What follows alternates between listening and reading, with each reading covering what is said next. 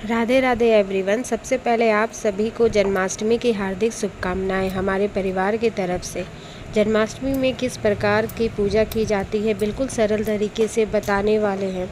आपके मन में जो भी डाउट होगा वो भी बिल्कुल क्लियर हो जाएगा। सबसे पहले चौकी बिछा ली मैंने और उसमें पीले या लाल जो कपड़ा आपके पास हो आप वो बिछा लें। मेरे पास लाल कलर का कपड़ा था तो मैंने लाल कलर के कपड़ा बिछा लिया। और जन्माष्टमी की पूजा तो बिना डेकोरेशन के अधूरी ही लगती है।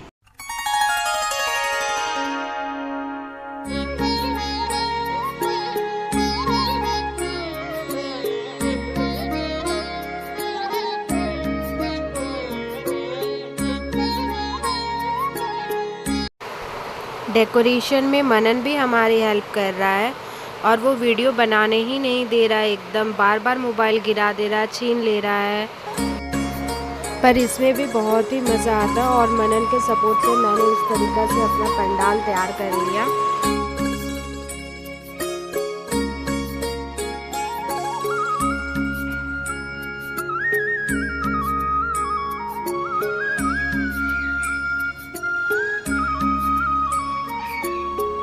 तब पूजनीय श्री गणेश जी का भी विराजमान मैंने कर लिया और लड्डू गोपाल के जो भी वस्त्र आए थे उन्हें मैंने निकाल के रख लिया।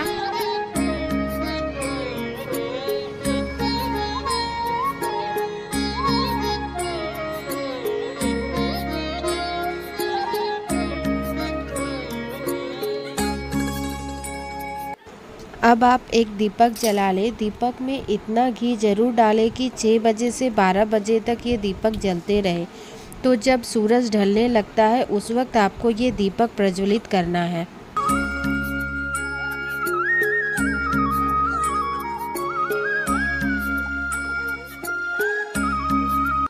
श्री कृष्ण जी का जब जन्म होता है तो उन्हें तालियां बजाकर या शंख बजाकर या घंटी बजा कर के उनका वेलकम किया जाता है, इसीलिए मैंने शंख घंटी दोनों ही रख लिया।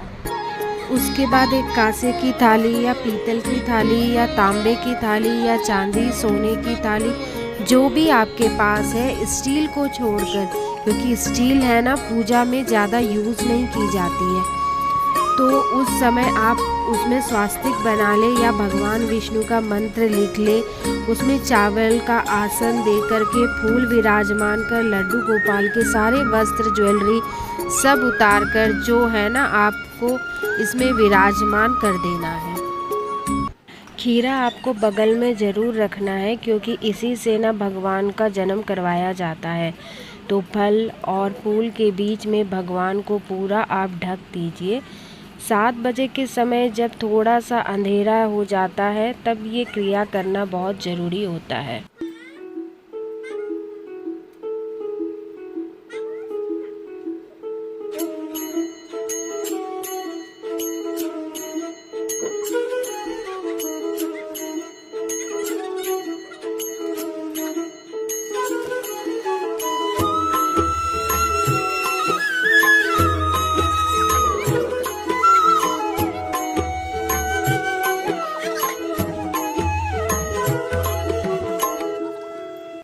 इस तरह से ढकते समय इस बात का ध्यान आपको ज़रूर रखना है कि भगवान को किसी बात की दिक्कत नहीं होनी चाहिए।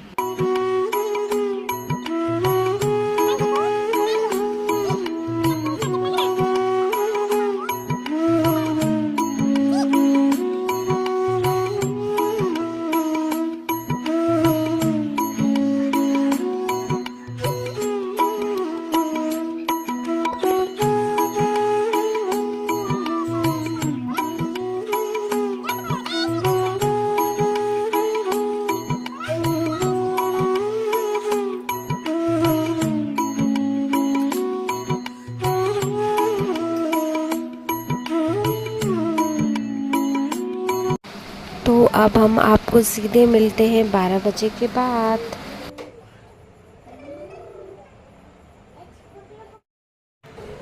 पूजा में अभी टाइम था तो मैंने सोचा कि मैं तब तक प्रसाद तैयार कर लेती हूँ, जिसमें मैंने खीरा, मखाना, केला, सेब और पान पत्ता के साथ तुलसी का पत्ता भी रखी।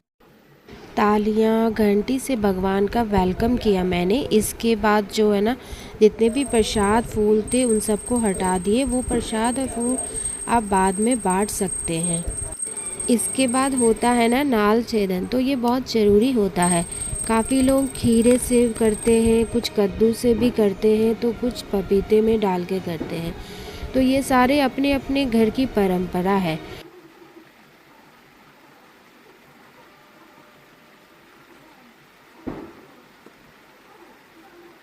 नाल छेदन के लिए इसी तरह से मैंने 1 रुपए का सिक्का ले लिया और जिस तरीक़ा से ना घड़ी का कांटा घूमता है उसी दिशा में सिक्का को घुमाकर जो है ना, जहाँ खीरा का डंडी लगी होती है उस हिस्से को काट कर ना घर के किसी पौधे के नीचे गाड़ दे। ऐसा करना बहुत ही शुभ माना जाता है। इसके बाद भगवान का स्नान कराना है। जब किसी बच्चे का जन्म होता है ना, तो उसका शुद्धि के लिए स्नान करवाया जाता है। ठीक वैसे ही हमें भगवान का स्नान करवाना है।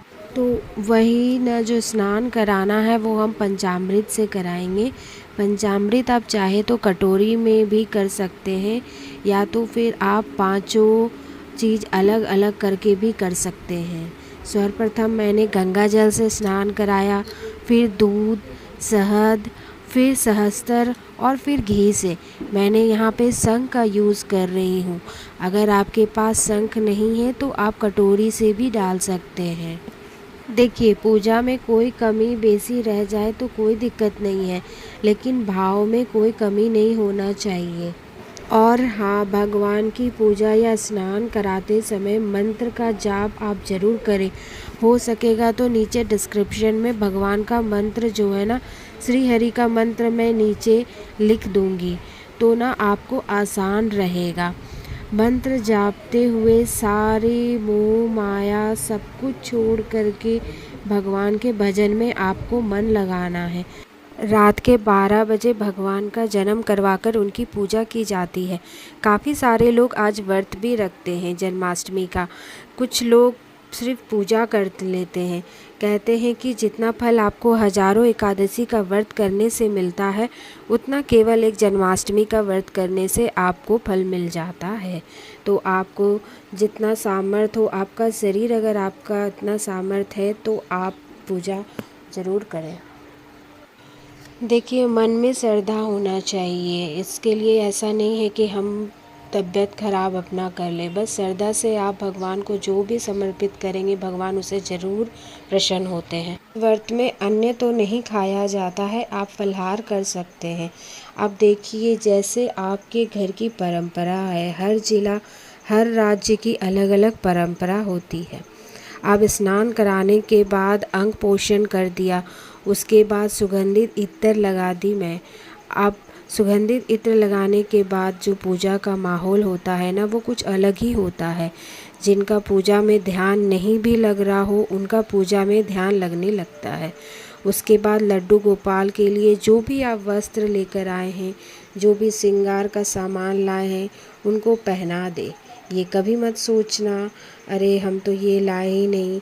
हमारी तो ऐसी स्थिति है, हम ज़्यादा कुछ नहीं कर सकते। आप उतना कुछ मत सोचिए। जो भी आप सच्चे भाव से भगवान को अर्पित करेंगे, भगवान उसे ज़रूर खुश होते हैं, उसे ज़रूर प्रसन्न होते हैं और उतने में ही वो बहुत ही सुंदर लगने लगते हैं।